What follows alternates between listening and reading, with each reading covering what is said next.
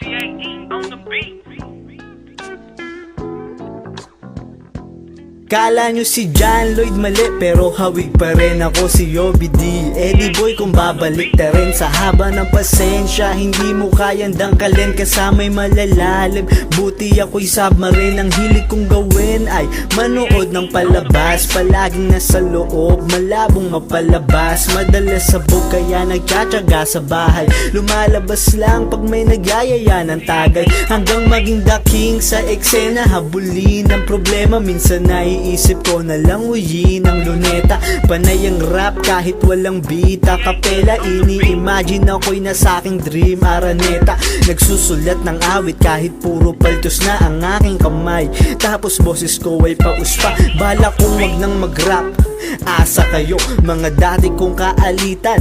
Nasan kayo kapag nagalit ang oso? Tago na loko, magaling kahit na walang practice ang moto. What's up sa mga kaibigan kong tunay at tapat? Pinipilit kong mag-rap nang mabuhay ang lahat at maging alamat.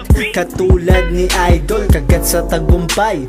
Logo ng iPhone, dumami ang PM na idol pa sample. Buhay na mas cool pa sa iCool. Dumami ang nagpapapik, nagpapapirma. Mga kanta pag narinig mo'y mapapachill ka, o diba? Kahit saan mo tignan, mga awit kahit na luma, ang sarap pakinggan. Tas sabayan mo ng sindi at isang boteng beer. Spicy na kanton shit na may konting sweet. Tas may katabi ka pa, 8 ang korte. Chicks, kung sasabihin mong wak, di mo to porte, bitch.